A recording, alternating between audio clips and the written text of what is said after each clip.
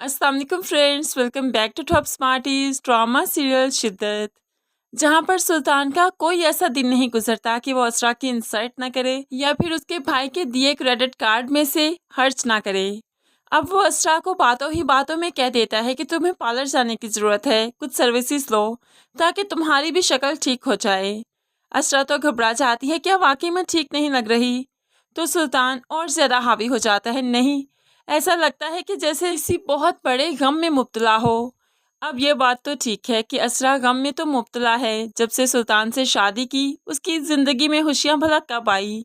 और असरा भी बहुत बड़ी बेवकूफ़ दिखाई गई, जो इतनी अमीर है, सबकी लाडली है, हर ख्वाहिश होंठों पर आने के बाद फ़ौरन ही पूरी हो जाती है। उसे भला सुल्तान में क्या दिखाई दिया, जिसके पास ना तो स्टेटस है, ना रुपया पैसा, और फिर इज्जत भी नहीं करता, मोहब्बत भी नहीं करता। ऐसे में असरा सुल्तान के साथ रहते हुए बस डिप्रेशन का शिकार हो रही है और तो कुछ भी नहीं। असरा पार्लर से सर्विसेज लेकर आती है और बहुत ही खुश है कि सुल्तान उसकी तारीफ करेगा, लेकिन वो दिन खैर आ ही ना जाए कि सुल्तान असरा की तारीफ करे।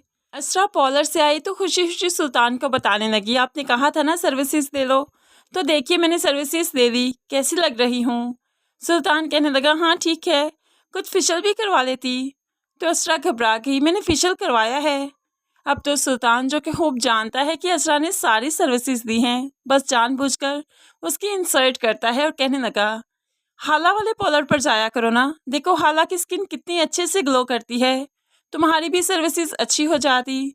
तो यहाँ पर असरा बताने लगी, मैं हाला वाले पार्लर में ही गई थी, वहीं से सर्विसेज दी हैं। अब तो सुल्तान हार नहीं मानता और कहने लगा, हाँ वैसे भी उन्होंने फेशियल ही करना था, कौन सी प्लास्टिक सर्जरी करनी थी कि जो तुम पर रूप आ जाता। सुल्तान में इतना गरूर, इतना तकब्बुर दिखाया गया, उसे लगता है कि उसके पर कभी नहीं कटेंगे, उसकी परवाज़ कभी ख़त्म नहीं होगी।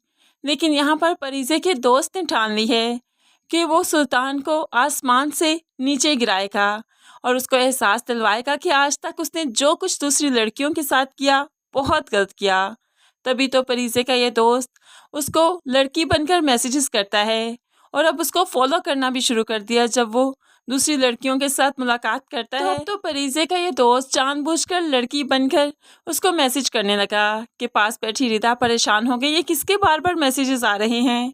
तो सुल्तान फौरन से पहले असरा का नाम लेता है, असरा करती है बार बार मुझे मैसेजेस, मैं जहाँ भी जाऊँ वो बार बार मैसेजेस करती है। तुम जानती हो ना कि उसकी तरफ से तो ये शादी लव मैरिज थी, इसलिए वो मुझे लेकर बहुत पॉसेसिव है। तो यहाँ पर सुल्तान की दोस्त कहने लगी, असरा ऐसी लगती तो नहीं जैसा तुम कह रहे हो, लेकिन सुल्तान अपनी बात मनवाने का माहिर है।